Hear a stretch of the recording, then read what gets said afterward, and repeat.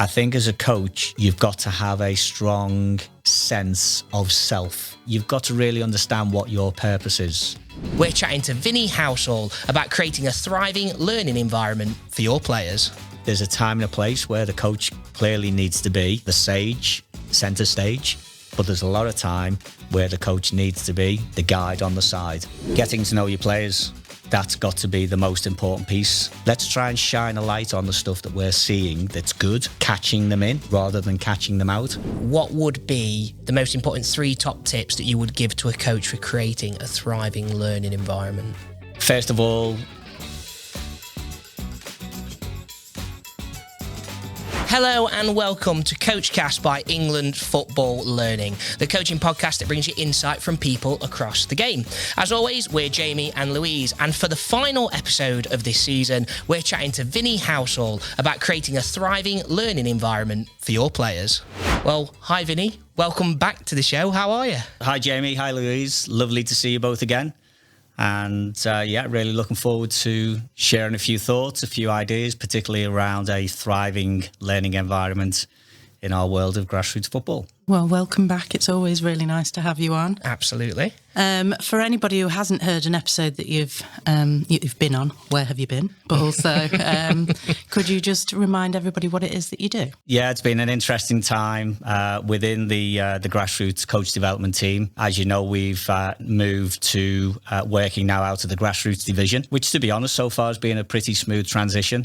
But my key role is within the grassroots coach development team, supporting our coaches, for me specifically, across the southwest of England, and also that PE officer role, which is about supporting teachers, trainee teachers, again, across the southwest of England through our universities, our girls' football schools partnership. So that variety of the role, which is fabulous and keeps me excited and engaged. That's what's been happening in the last 6 to 12 months.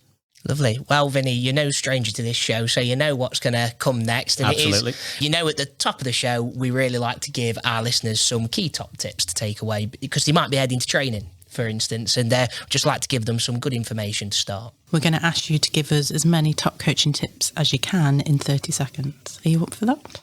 Absolutely. I'm very mindful of the 30-second time limit, so I'm actually going to go with 4 top tips once we get going. Okay, well, when the music starts, you can begin. So I'm going to frame this around the concept of a good learning environment. And the good is simply goals, opposition, orientation, and direction. If I could encourage our coaches to always think when they are planning and then delivering their session, if their session can include those features. And goals doesn't necessarily mean a goal at both ends, and I'll delve into that later on when we do our final session explanation, but a good session design. Lovely. I like that. That little acronym there. Yeah, I'm looking forward to diving into that for the main part of the show, for sure. Great stuff. I think you last joined us for an episode that went out back in January last year, if I remember rightly. So you gave us a little bit of an intro into what you're doing now, but how have you been personally and what have you been getting up to?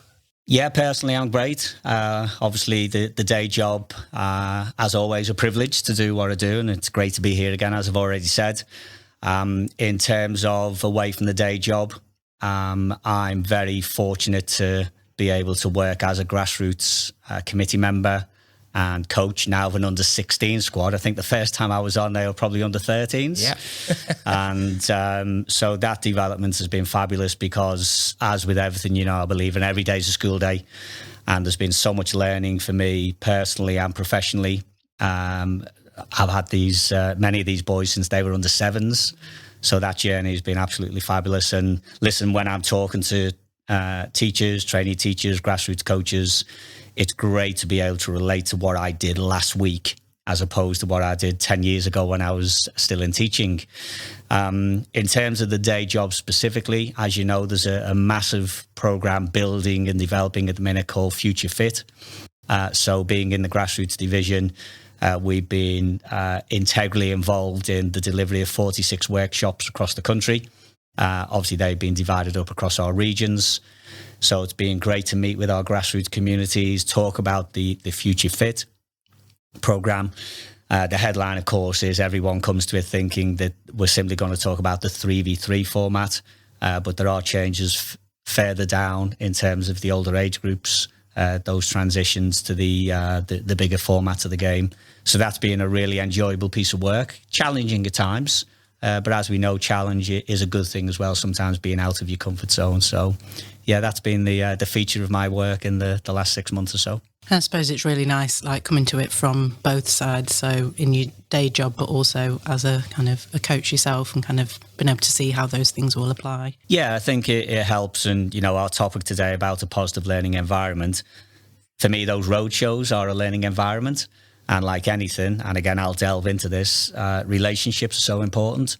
So Louise, if you were at one of the events, if we didn't know each other, but I was able to relate to you by saying, forget the badge for a moment. I'm also a grassroots coach and grassroots committee member, and know what the challenges are going to look like because my club is going through it as well.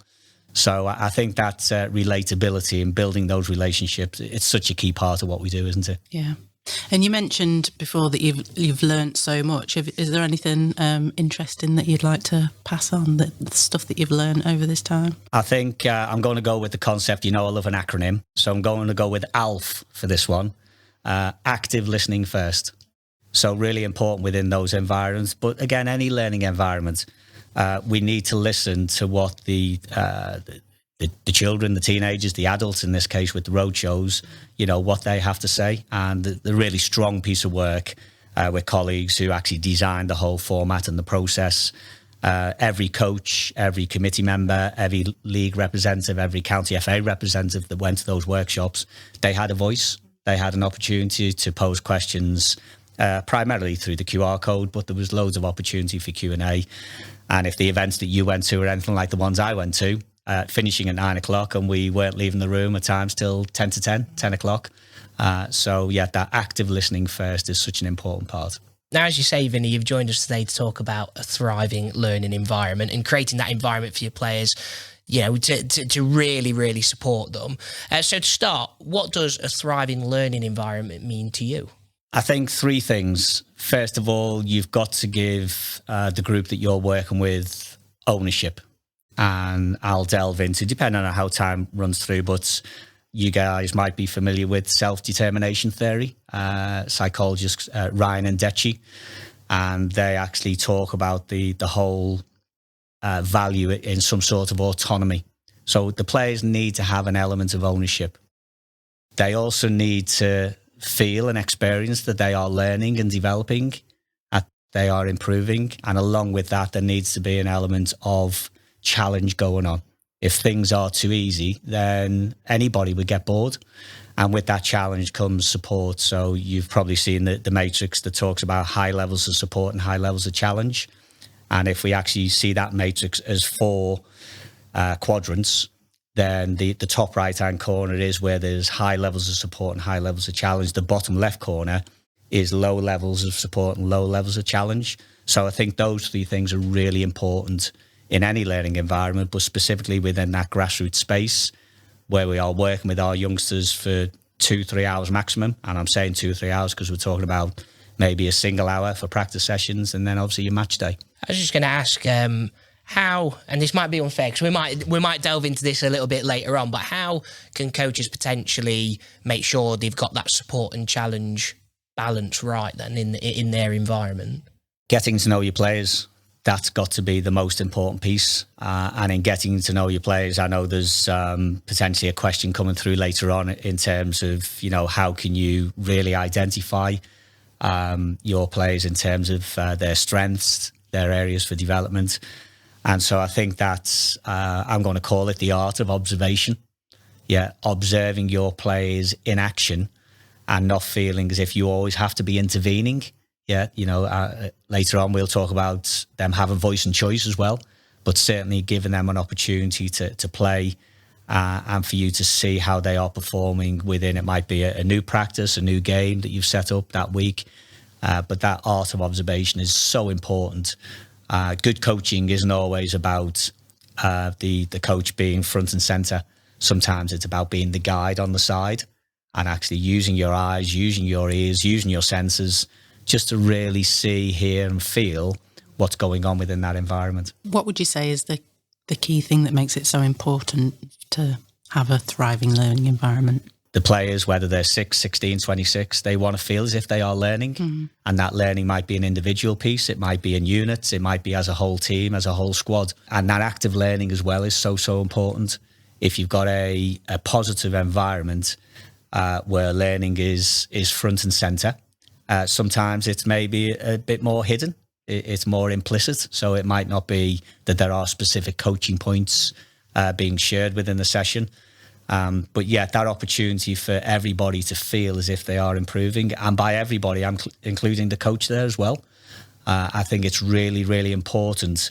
If I could go to a phrase that I've started to use more and more, it's also coaching with kindness and coaching with care. We know that mantra, we've heard it very often. It's been on this Coachcast a number of times, that people will actually care how much you know when they know how much you care. And so that idea of coaching with kindness and coaching with care, as opposed to perhaps coaching with criticism. And I use that word very, very carefully. Again, we can delve in later on if we feel that's where the conversation needs to go. But I think a lot of coaching at times is from observing mistakes. And for me, that's not the best way to coach, because we want that positivity. We want our players to appreciate that they are going to make mistakes, and that's okay, as long as, coming back to your question, they learn from those mistakes. But they want to as well. They're not going out there to make mistakes. On a kind of really simple level, there's an element of pride when you learn stuff, and and that's a really nice thing to that keeps people coming back to something if they feel proud of themselves. Yeah. It's a really key thing for players to feel, but also coaches as well. And if I can come back to the self-determination theory, the theory in its very simplest terms, it talks about autonomy, relatedness, and competence. Now, through various CPD events I've gone to, I saw a really nice version of that talked about the ABC: autonomy, belonging, and competence. So what you're referencing there, Louise, is that this idea of competence. We do things as human beings. It's natural. We do things, we enjoy things most when we've got a level of being good at it. Yeah. And of course, there's going to be times where, again, you need to be out of your comfort zone and try things that you're not so good at. E.g., working to develop, for me, let's say myself as a young player, the use of my left foot, for example. But that whole idea of being good at stuff, being competent at stuff, and also as coaches shining a light on that. And that's where I talked earlier about this idea of coaching with kindness and coaching with care. Let's try and shine a light on the stuff that we're seeing that's good, catching them in rather than catching them out. But everybody wants to be told today, we're here today, this is our job, we're privileged to do it, but we're wanting to do a good job, and we're wanting to say to each other at the end of this, well done, that was really good. Now, of course, the punters might have a different view, but that whole idea of being good at stuff and people recognising that and shining a light on it is so important. Yeah, definitely. When we talk about a thriving learning environment, you've mentioned that when you first came on this show, you was working with like under 13s and now doing the under 16s. Has your approach changed to that environment at all during that time, or even in teaching at all, like to create a thriving environment? I'm going to say an emphatic yes. Let's go all the way back to when they were 7, 8 years of age. The element then, I'd just come out of teaching, and my style I've been coaching and teaching now for 35 years. I know, Louise, I don't look that old, thank you. But in all seriousness, when I talk to coaches and teachers think about trying this method, that's because I've actually gone through that process of thinking, hang on, that maybe command style all the time, yeah, being the sage on the stage, being front and centre of everything all the time, yeah, that to me now, and it's purely an opinion, isn't the best way to do it. Coming back to your question, Jamie, about that transition from 13 to 16, those young boys have now turned into young men. And so their voice is even more important. I referenced right at the get-go about the importance of giving them ownership. So it's an emphatic yes, because I've tried to give them more and more ownership. For example, the use of player surveys. I would have referenced that in the last time we were together. Yeah. I've done that more consistently and more often because I need to hear from them. The world of the teenager, let's think about their world. They went through COVID as young children, and therefore, along with the use of devices, and we won't dive down that rabbit hole now, but their communication skills in a group are not as strong as they might be. But it's for good reason, because of all the things that they've experienced in those golden years of learning, you know, that 5 to 11 age group. I think about our own son, who's 15 going on 16 now. So I've worked really hard to encourage them to have their voice through the use of surveys. I'll talk about match days a little bit later on, but through the use of surveys to find out what they want and what they need. And if I can give you a powerful example, we are delving a little bit away from the environment in terms of, you know, that practice session, that match day, that series of. These boys now are about to move into further education. And in terms of further education, whatever that looks like, I chose to put out a survey to find out, boys, what you want to do next year. Because you have a number of options. Number one, we can say goodbye. Yeah, that's the end of the journey. Number two, we've got the option of carrying on with a program on a Saturday morning, which is a really high level of football. Number three, we can have the option, or you can have the option of trying to carry on with a Sunday program as well. And that wasn't coming from me. I wasn't dictating to the boys, this is what we're doing, because as I say, they've gone from being boys at 12, 13 to young men. So hearing their voice has actually formed our decision in terms of what we are doing with our under 16 age group. And I guess that really allows them to, if they've made those decisions, then it's something that they want to commit to or try and stuff. So it's half the battle, I guess, of trying to engage them and keep them interested. Yeah, absolutely. And also, I talked earlier about ALF, active listening first. I'm saying to, our season is almost come to an end now. I'm saying to the boys quite regularly now, by the way, you filled in that survey 3 months ago. If you change your mind, get in touch. Yeah, and that's really important as well in terms of those relationships and those connections. But yeah, I hope that answers your question, Jamie, in terms of hearing their voice. You know, I'm very strong on the use of surveys. I never used to, by the way. Again, for coaches and teachers out there listening to this, it wasn't something I'd ever really thought about doing. But as COVID brought about an enhancement of our use of the digital world, such a great way of actually hearing what they have to say. And with a squad of 18 young boys or teenage boys, that's powerful. There's some really rich stuff in there. Yeah, no, it really is. And like you've both mentioned, just the importance of getting their voice. It is their choice. Like, they own that sort of environment and contribute to that. Yeah, you're right. It is really powerful. So yeah, thank you for sharing that. No, my pleasure. And I think it speaks as well to the whole thing about developing the person as well as developing the player, which again is an oft-used mantra, certainly within our organisation in terms of FA learning and the FA, you know, as a broader organisation. And also that concept of whole child and whole player development, hearing their voice, finding out more about what's in their heads. Yeah, it's so important. So if we were to think about a training session, what does a thriving learning environment look like in that scenario, would you say? Again, I'm going to stick with the power of three. So there needs to be high levels of activity time. And if we want to use the term ball rolling time, then, you know, let's go with that as well. From our days of England DNA, which still, you know, it's still there, isn't it? We never throw the baby out with the bathwater as things have evolved. So high levels of activity. So typically coaches are going to have an hour's practice session per week. Of course, there'll be variations on that, but, you know, typically, and I would encourage coaches to try and aspire to getting something like 45 minutes of activity time. Yeah. So what are the other 15 minutes filled with? Well, they are filled with a little bit of coach talk. They are filled with, obviously, a little bit of, you know, have a break, go and grab some water, etc., etc. There might be some time filled with those transitions from one part of your practice session to another. So that would be my first one, high levels of activity time. I've already talked about player ownership and player decision-making. If we go specifically with that, that is so important. They need to have loads of opportunities to make decisions within practice sessions. And then finally, there needs to be, again, you won't be surprised to hear, that element of learning. They need to feel, perceive that they are actually learning stuff. And it might not be stuff that's brand new. It might be stuff that is consolidated. So take any age group that we want to within that 6 or 7 up to 16. A week in their lives is a long, long time. And therefore, it really is important that your practice sessions have an element of linking the learning. Whatever you worked on last week, if it was the first time you worked on a new theme last week, hopefully that merged into your match day at the weekend. And it also needs to be front and center the week after.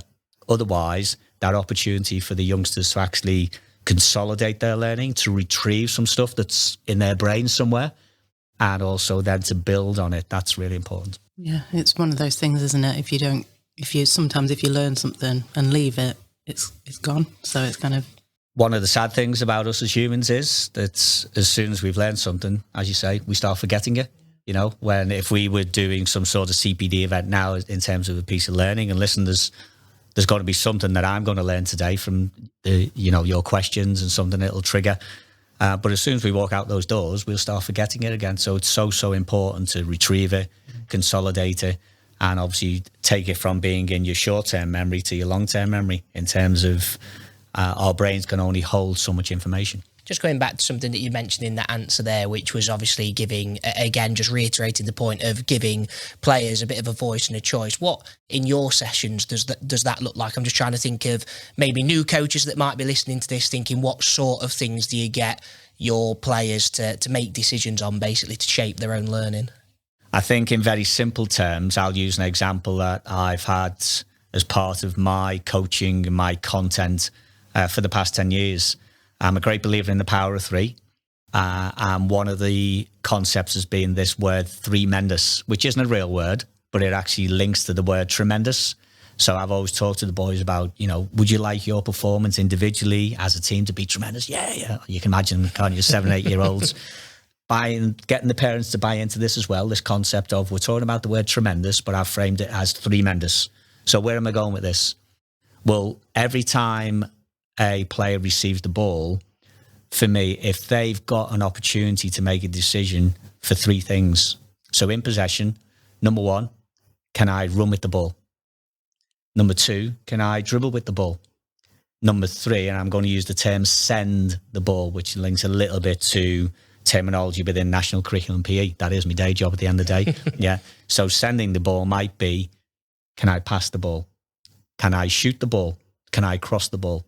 So giving the youngsters that awareness that every time they receive the ball, play with your head up, you know what's coming, like a meerkat, and in doing that, think about how your performance can be tremendous,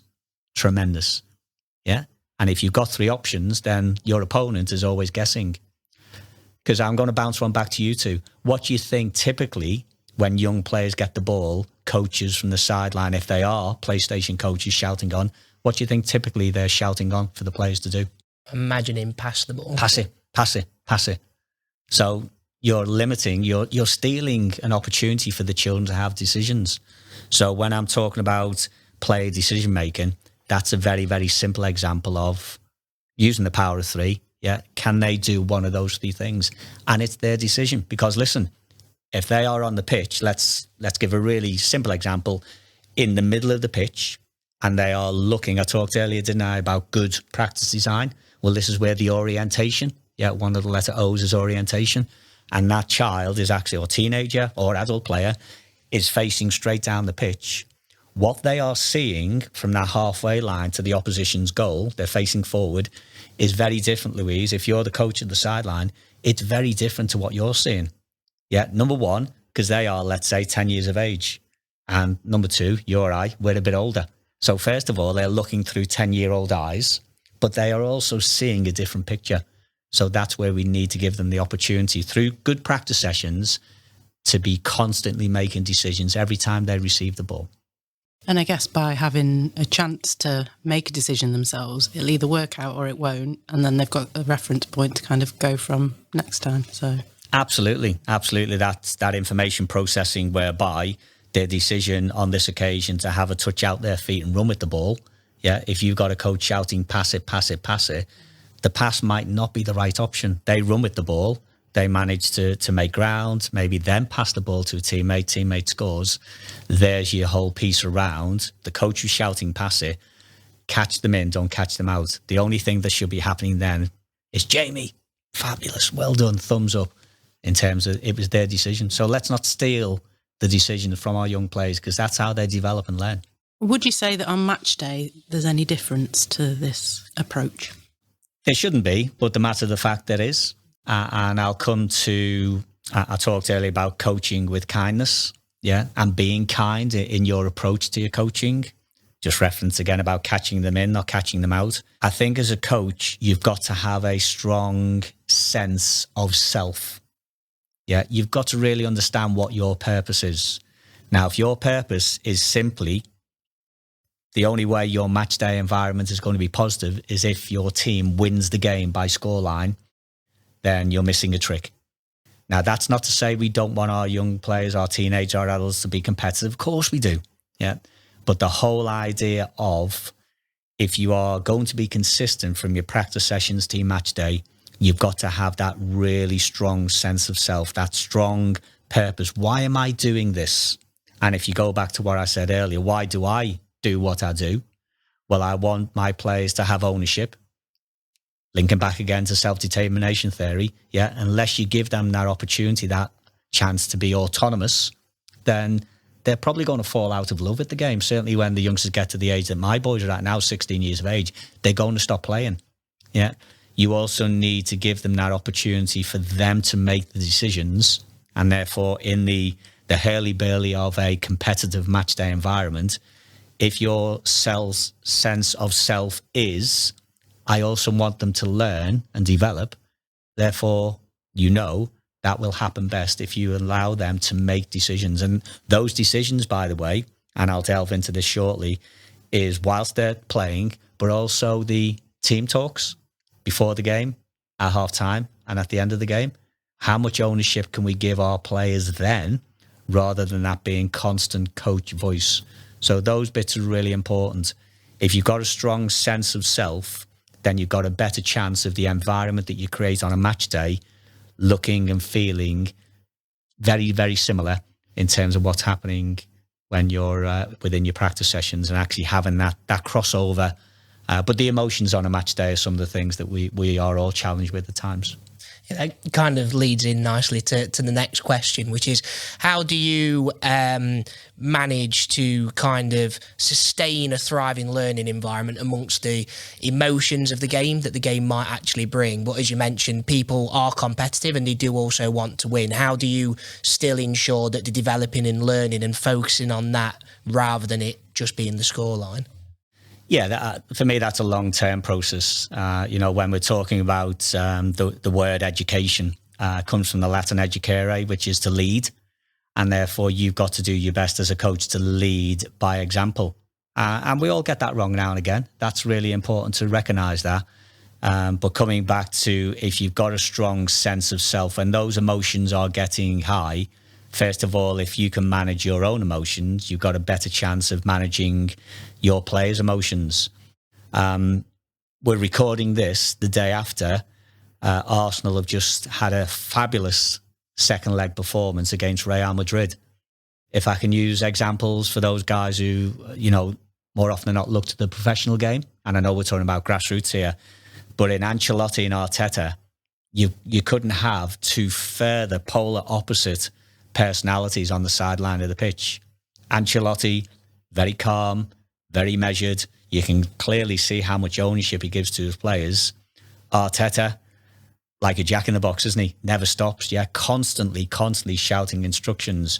Now, I'm not here to actually make judgment on which one is right or wrong, but if you sat both of them in this room and said, does that align to your sense of self? They would both say, absolutely, yeah. Arteta, I absolutely put so much work into my job that I want to make sure it works. Ancelotti, a few years extra experience, will say, yep, that's my sense of self. It's all down to the players. So I think the more you can have that clarity around your sense of self, your purpose, why are you doing what you're doing? And I know, hey, listen, this is a complicated question, because in there, one of the reasons why coaches at grassroots level are doing what they're doing is because their child is out there. Now, that adds another dimension of complexity when you've got the emotions of watching what your child, your little boy or your little girl, your teenage son, your teenage daughter is going through. So it's a whole myriad of complexity. And that's why it's really important to know why you're doing what you're doing. Do you think that's the key question to ask yourself then? Why am I doing what I'm doing? Or are there other questions you can ask yourself to kind of get to that? I'd start with that one. Yeah. Do you have a clear purpose? And we're talking about here the grassroots coaching context. I think if there's going to be that really powerful sense of self, it's also your purpose in life. Now, I'm very fortunate, again, privileged to do the job that I do. And my sense of self on a sideline, you know this, I won't go into detail, but it links very much to my surname. Yeah. And that's something that I've formulated over many, many years. So if I need to check myself, I just need to very, very quickly think, okay, am I aligning here? And then that's my own way of managing situations where I think, okay, I need to just maybe stop giving too much information, etc., etc. But I think that key question is a good starting point. How would you say that coaches should ensure that players experience both enjoyment and development? That whole piece around the young players understanding a little bit how learning works. So the enjoyment for all children is, let's be real, the game is about scoring goals and stopping goals. So if we talk about within practice sessions, have your sessions got a strong element of scoring goals and stopping goals? So when I opened up today and gave the concept of that good practice design, good session design. So if the youngsters within a practice session have got an opportunity to score into a goal, that's really important. There should be opposition within there. Now, that might not be that, let's say you've got 14 players in your squad, that you're just going straight into a 7v7 game. There might be an element of overloads, underloads, whereby one team's got more numbers, another team's got less. Orientation is a really important piece. So we know that whatever the format of the game of football is, it's played on a rectangular pitch. And therefore, when you design your practice sessions so that the children get a real sense of if they're learning stuff, as much as possible, have it on a rectangular pitch. Now, I caveat that by saying it depends also what your main focus for that session or series of sessions is. But let's just go really simple. If it's on a rectangular pitch with an element of scoring a goal at one end and stopping a goal at the other end, and again, that doesn't need to be a physical goal that is the same size as what they'd have in a match day. It might be that you're playing with 2 coned goals at either end, what we call a 4-goal game. It might be that you've got a zone at one end of the pitch, again, which I'll reference later on. But as long as they've got that opportunity to orientate themselves on the pitch to say, okay, which goal am I attacking or which end am I attacking? How many goals am I attacking? And what about out of possession? Yeah. Where's the goal or the goals or the zone that I'm defending? That's a really important piece. Giving the youngsters an opportunity to work that out in practice sessions really does benefit. And listen, I've seen it over 10 years. Yeah. Really does benefit how they understand the game, both individually and then in their small units and then also as a team. So I think that enjoyment comes from, in summary, the chance to score and stop goals.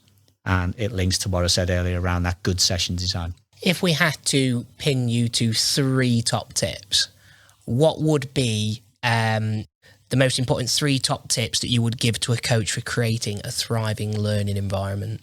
First of all, I'll go back to coaching with kindness.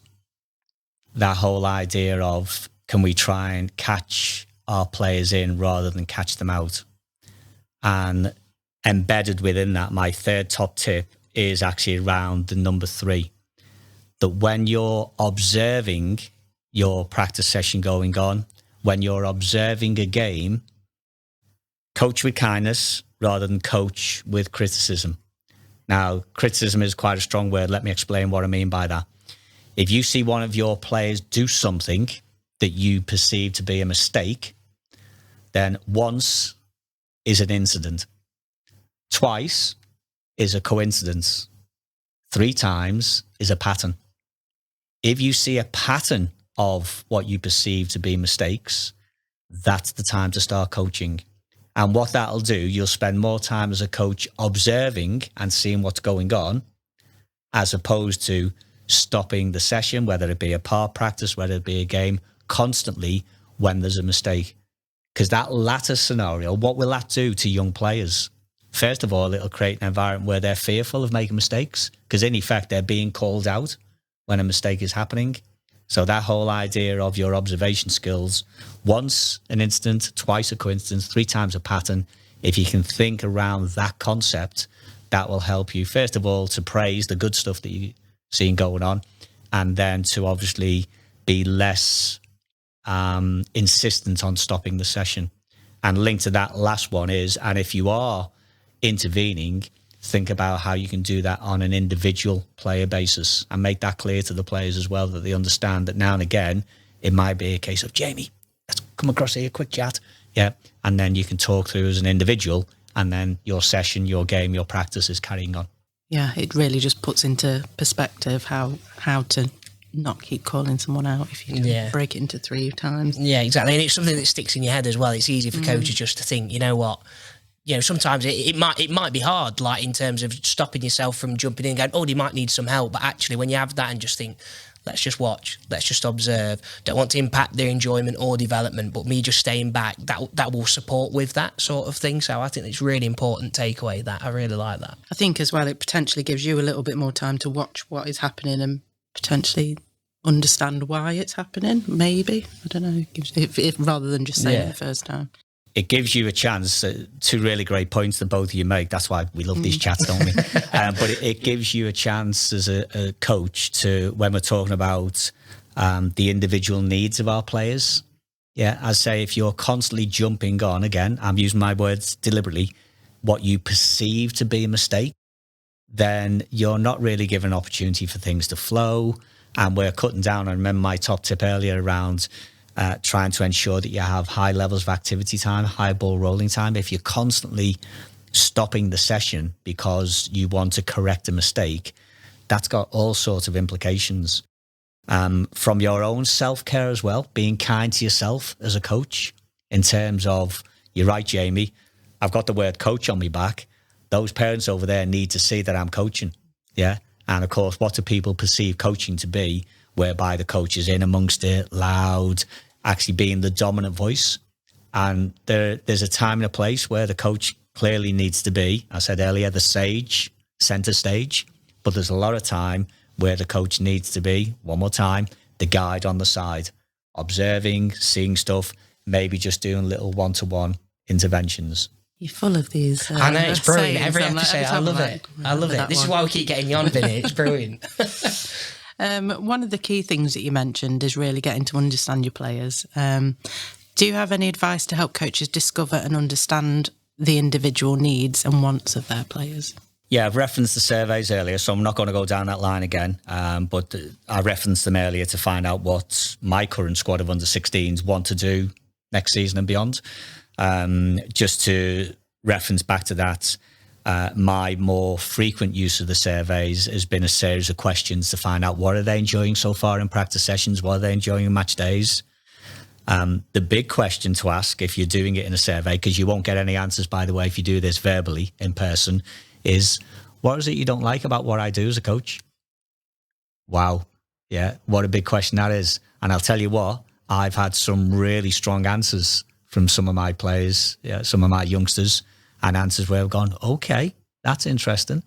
And of course, you need to have the other one as well, what you really like that I'm doing as a coach. Yeah, but to be vulnerable as a coach and be prepared to ask that question. Let's go away from the survey, because I know there'll be people listening to this going, oh, surveys to children and all the, the piece around sending it to parents, and I'm never going to get anything back. Well, try it. But try this one then, in person. Yeah, so Louise, you're one of my young players, yeah, in person. Yeah, just as people arrive into a practice session or a match day. Hi, Louise, how you doing? The usual stuff, yeah. Being really friendly, showing that you genuinely care. What can I help you with today? What can I help you with today? As opposed to, right, Louise, what I want you to do today is this, and this. Yeah, by the time you got to the fourth this, Louise has switched off. Yeah. How can I help you today? Yeah, and can I give a real example? I've had one of my young players quite recently talked to me about having a preference to start as a game changer rather than to start the game. Yeah, so I use the term game changer rather than subs because I want them all to feel valued because they genuinely are.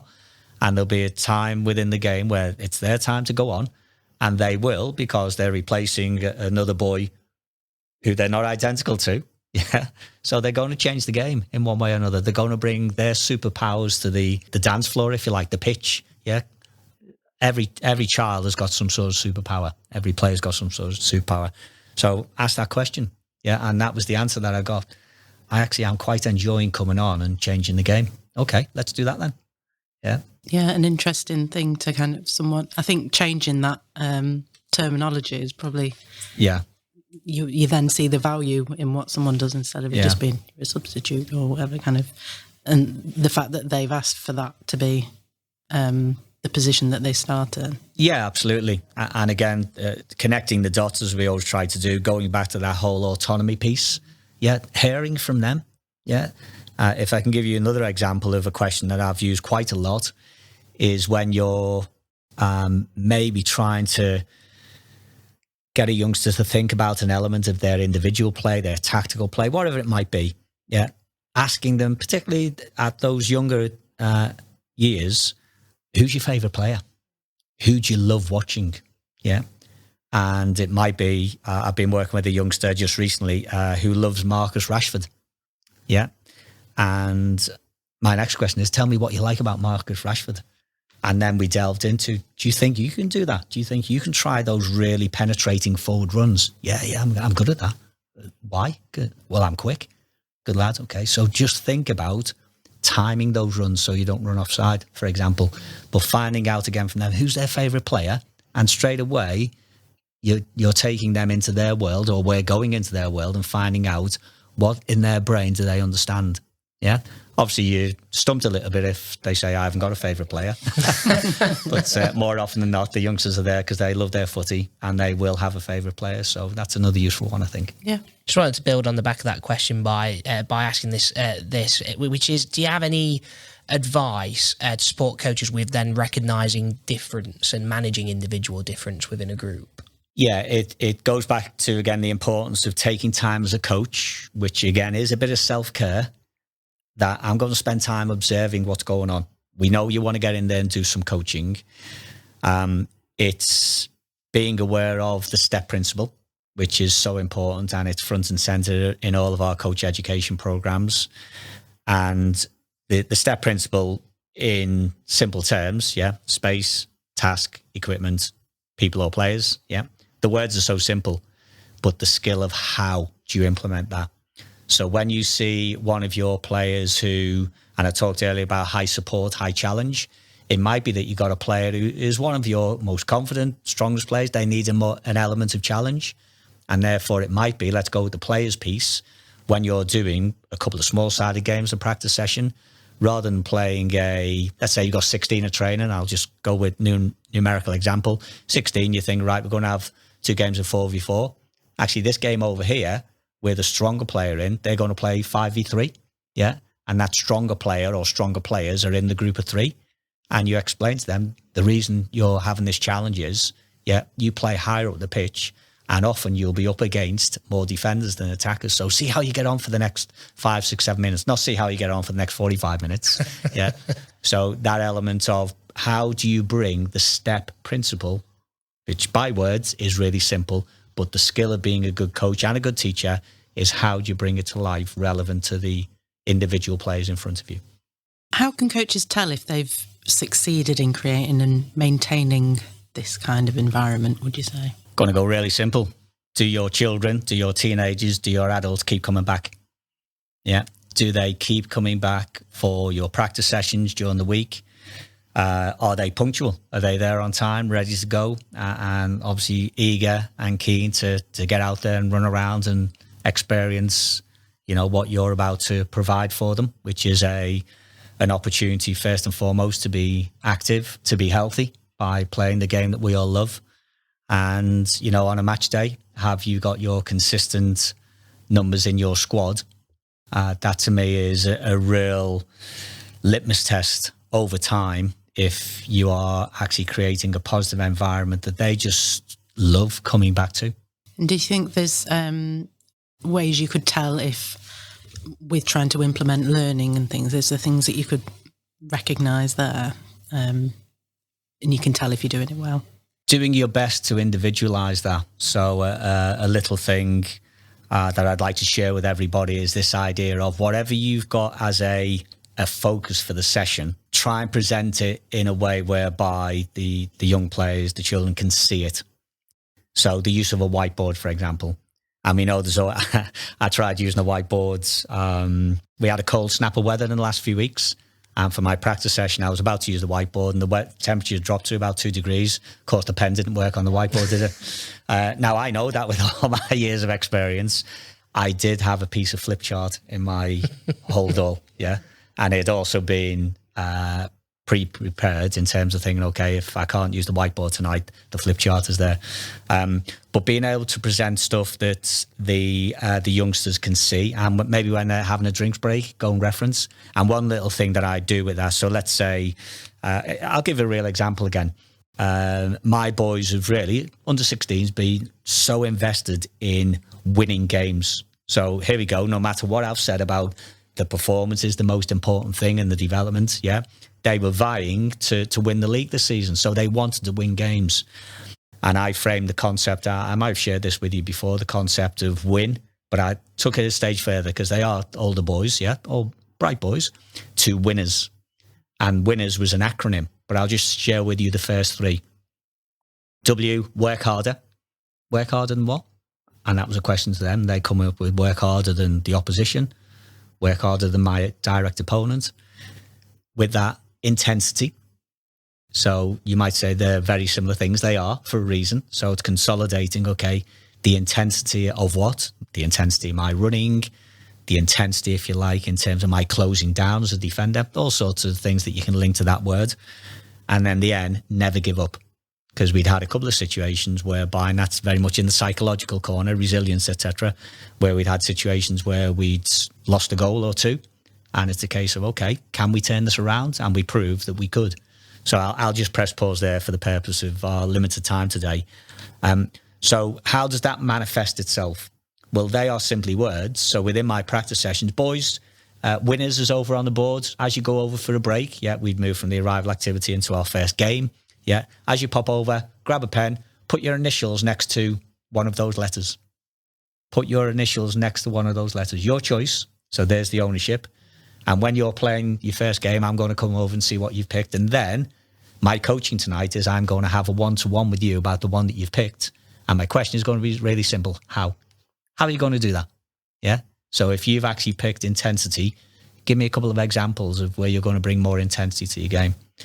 And there's the learning.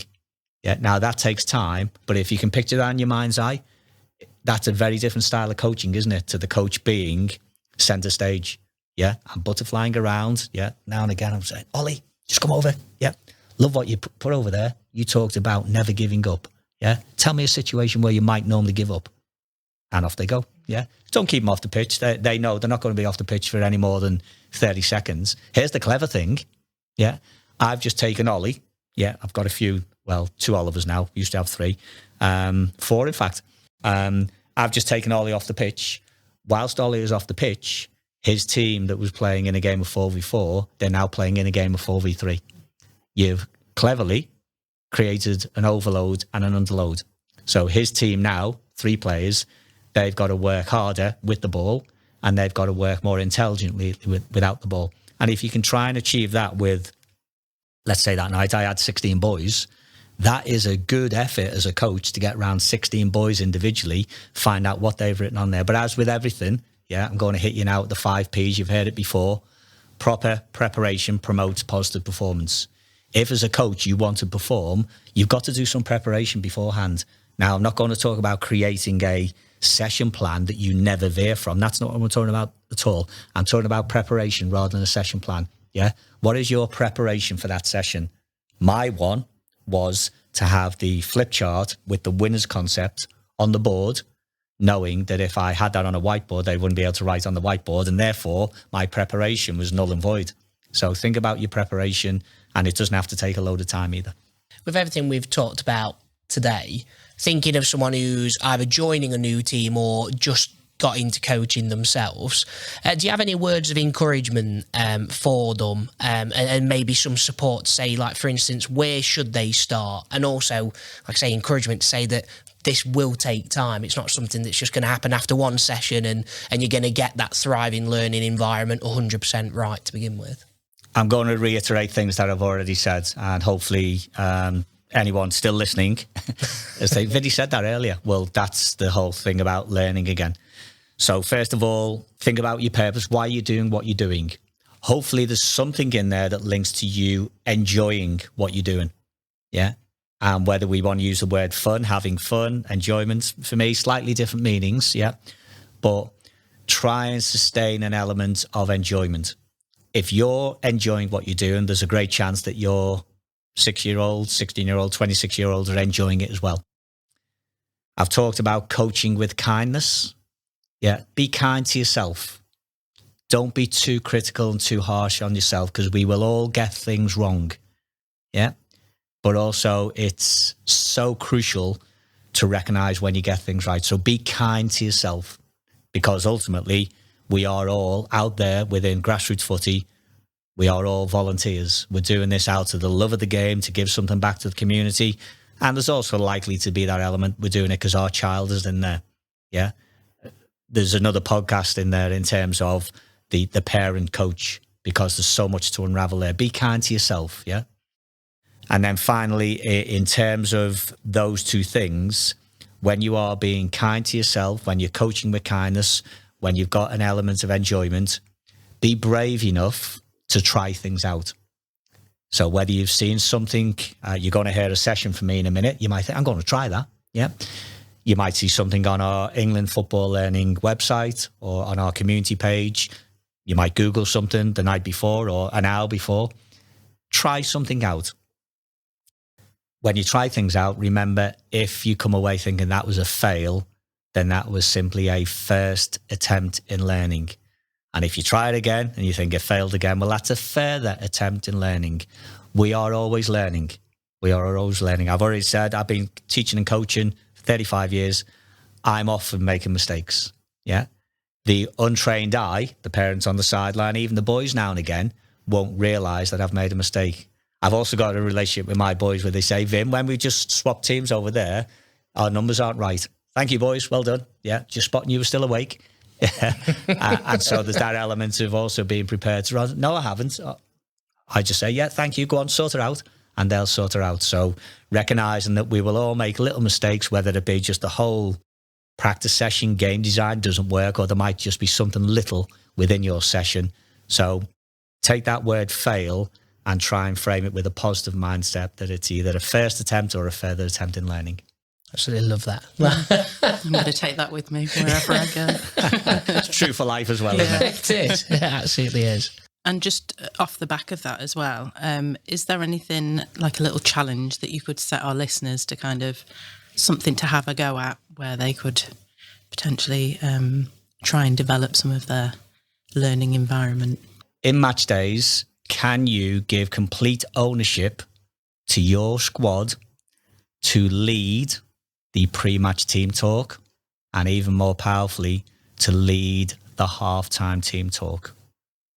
Okay, it's something I've played around with more so this year. I've done it plenty of times before, but this year, in terms of the age of the boys under 16s and their tactical awareness and recognising that they understand the game. Yeah, bless them. Some of them have had 10 years of me. So if I'm even half decent at coaching, they know stuff. And hey, listen, I've talked about their journey up various leagues and whatever, but it's not just about that. It's about their whole development as say now, becoming young men. And the thing I've done very, very recently this season is actually said, right, boys, if you are our defensive unit, so goalkeeper and whatever we typically play at the back, yeah, and sometimes play 3-4, get together over here. If you're typically midfield, come over here, whatever that looks like number-wise. And if you're typically higher up the pitch, whether wingers, centre-forwards, number 10s, number 9s, whatever, come over here in their units, right, have a little chat. All I want from you, yeah, in your own time, 30 seconds, one thing you want to focus on and do really well today. So you've got your defensive unit over there talking about something very, very different, perhaps, to your attacking unit, to your midfield unit. Yeah. Myself and my 2 other coaches. Yeah. I'm fortunate to have 3 if everyone's there. Yeah. Just go and have a little listen there. You go there and I'll go here. And so you've got 3 coaches listening. Yeah. Not intervening, listening, and then sharing that back in very, very quickly or not. Yeah. But the powerful thing is then when the defensive units say, we're really going to concentrate on pressing high whenever we can. Yeah, that impacts on the midfield unit, impacts on the front guys. Yeah, it might be the lads in midfield. We're really going to try and play, using the concept of 3. Can we play with 3 touches, 3 seconds, make a decision for sure within 3 seconds? That will impact on the front lads. Because now, if our midfield players are saying, do you know what, I'm going to try and play inside 3 touches, sometimes it might be 1 touch, 2 touch, then as a striker, I best be ready, because they're not going to be hogging the ball today, or then they're going to try not to. So that would be my top challenge. Just try it. See how it works. And what it does avoid is you as the coach, again, being the sage on the stage, centre stage at halftime or before the game, talking for 3 minutes. Yeah. If you talk for 30 seconds, they've switched off. Yeah. So actually let them do the talking, because remember, it's their game. Love it. Well, we are coming up to the end of the show now, Vinny, but that does mean it is time for our Swift Session feature. Yeah, so this is where you get your chance to tell us about your session idea. And we're going to ask you to do that in 30 seconds. You've done it before, done it really well. Are you up for the challenge this time? Defo. Okay, once the music starts, you can begin. So this session design and game design is called 2 Ways to Win. Basically, at one end of the pitch, you've got a zone running across the whole width of the pitch. At the other end, you've got a goal. It might be your standard size goal. It might be 2 mini goals. And basically the attacking team that is going from zone to goal, your job if you score is to come and collect another ball from the end zone. The team actually attacking the end zone, if you get the ball into the end zone, you very, very quickly switch the play and attack the goal. Absolutely perfect timing. I was like, oh, there's more to come. Got it in there. Absolutely. Is there anything else you wanted to add to it now that the time has finished? Any other context or anything? Yeah, if anyone's listening to that thing and hang on a minute, how did that go? Listen to it again. And then, of course, reach out to any of us on the football community if you wanted a bit more clarity around maybe a picture. But the game is one that you'll see frequently on England Football Learning, whereby, as I say, you've got a zone at one end, goals at the other, or a goal at the other end. But it's a great game because it's got scoring goals, stopping goals, it's got in possession, out of possession, it's got transition. So it's all in there. Bit of everything. Lovely. Yeah. Love it. Well, that is time for today, Vinny. Thank you very much for joining us and giving your top tips. And we took a lot away from that. So thank you very much for your time. Hopefully you've enjoyed being on again, really. Yeah, it's always fabulous joining the both of you here at St. George's Park. And look forward to the next one. Absolutely, we'll have you on again, Vinny. We love having you on. We really do. Right, well, that is all we do have time for today, but don't forget to check out the description for the transcription of this episode and for all the links to our platforms. There, you'll be able to click through to the England football community, and this is where you can post your coaching questions for us to discuss on the podcast or simply to connect with loads of wonderful coaches. Yep, we'd love to help you out with your coaching questions, so please do check it out.